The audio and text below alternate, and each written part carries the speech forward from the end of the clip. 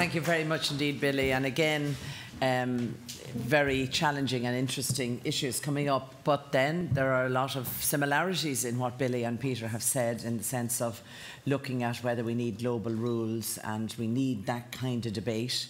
One of the difficulties with EU law and EU directives is that very often there's a wide range of availability of bringing in the laws into your national country. And as Billy explained, you go from 6 months all the way through to 24 months. So that kind of homogeneity across Europe doesn't exist in a lot of our laws. And even though we think our laws are coming from Europe, we have choices in deciding how we implement them. I also learnt a new term, function creep. I'd never heard it before. I assume that's instead of Big Brother or red tape or something like that. It's one of these new terms, and I'm going to happily use it now to show just how up to date I am whenever I get an opportunity, and leave all the people's faces going blank when I say, well, you know, discussing function creep, you know, is a very important issue. Now, before I open the floor in a more wide way, I want to invite Inspector Pat Burke from the Garda Síochána just to say a few words, because I think it is an important part of this debate. We didn't bring him to the platform because he didn't want to make, you know, a full presentation, but I know he has a few things to say to us. He's accompanied by his colleague, Inspector Jerry Lawless, but Pat's going to take the floor from there. Can you see him there? I don't know whether the... There's someone behind you with a mic. There's somebody there with a mic, good. Okay, thank you, Chair, and good afternoon to everybody. And thank you for the opportunity to address you. And just being mindful of your opening comments, Chair, about people in the clamping zone outside, I will only keep you a couple of minutes, especially wearing this uniform. No, unfortunately, no. You know, we were speaking about it earlier today, and the internet in the last 10 years has really seen a revolution in this society. And that has presented significant challenges for Garda Síochána as the policing authority in this state. And where we recognise that the internet has been wonderful development for us all to conduct business and really open up our lives in a way that we haven't seen before, it also provides a significant platform for individuals who want to commit crime. And just to mention a few crimes that are really internet-based: child pornography, internet fraud, incitement to hatred, identity theft. And these are presenting challenges to us, and indeed technological challenges to us. And you know, you raised, Peter, the issue of government access to information. And as Garda Síochána, charged with the legitimate policing function in this state to investigate crimes like that, we need access to data. We need access to the internet. We need access to, and we need to retain data. But we have to do it within the law. We have to do it within the Data Protection Act. We have to do it within any regulations that will be established. And we have to work with our external counterparts in other police authorities in other jurisdictions when we are conducting transnational investigations into such things as child trafficking and human trafficking, which are more and more on the increase within the last number of years. And so within that, while we recognise the right to privacy, we also have to assert our right to investigate with properly legitimate investigations of these type of crimes. And therein lies the balance to be struck, which we are charged with all of the time, the human rights balance to be struck between privacy and our right to investigate. And indeed, we operate, and as Billy said, we are very conscious in Garda Síochána of data protection.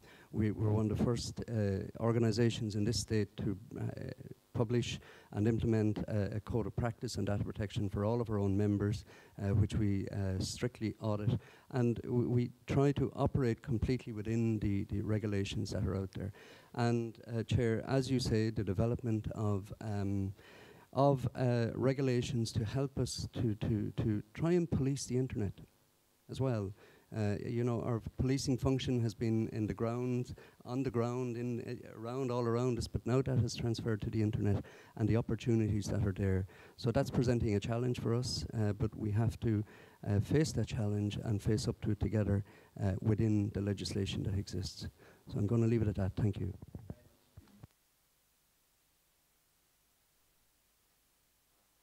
We've kind of heard as it were, the good, the bad, and there's no ugly in this because it's all good to us. But I mean, you can see that here in Ireland, there are people who are kind of split down the middle, even within themselves, as to they want the guards to catch criminals, and so they want them to have access to things like internet information. But if it's you or your family, how dare they? How dare they get involved in finding out that I was at such and such a location at such and such a time and might have been using a computer in an internet cafe? But we want them to find you or you or you. You know, you're the criminal, I'm not the criminal. So there's also the whole issue of national identity cards. I think we're one of the few countries in the whole of Europe that doesn't have a national identity card. I find it difficult to understand why people object to carrying around an identity card, because it's very useful. I've seen people from all nationalities and it's very useful. But there is a huge problem in this country. The minute any politician mentions it, there's a head of steam built up, and oh no. And yet they'll walk down the street and be photographed. They'll go into their local supermarket, as I did one day, thought I'd left my purse there, went back to them and said, did I leave my purse on the counter? Well, hold a minute, we'll turn on the camera.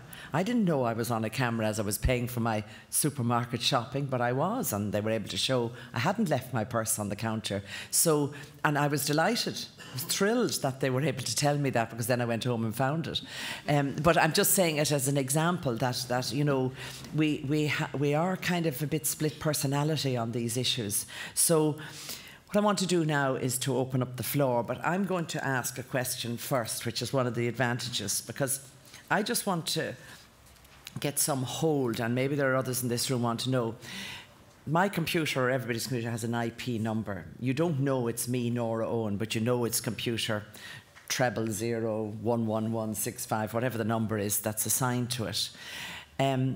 But as I search for things on your search engine, something tells you eventually that that particular computer and the user of that is looking up sports information or political information, which I would be doing. And ultimately, you're able to put up on my first page of search the kind of things that you think the person using that computer wants. Now, I don't really understand how you can make that connection. And in a way, it's kind of frightening to think that there's some machine somewhere able to identify my likes and the kind of things I'm looking at. Because I could just as easily be looking up, you know, a range of sniper rifles or something. And, you know, would you get that as well? And eventually might have to pass that information on to the Gardaí. So if you could just explain to me, who's a very minor techie, how does a system, you know, make that? And is it not just a short step to actually identifying me by name and having that personal, private information about me? If you wouldn't mind, that's the first question I want to ask, and then we'll open the floor. Yeah, well, we offer search in two different flavors. One of them is just general search. You know,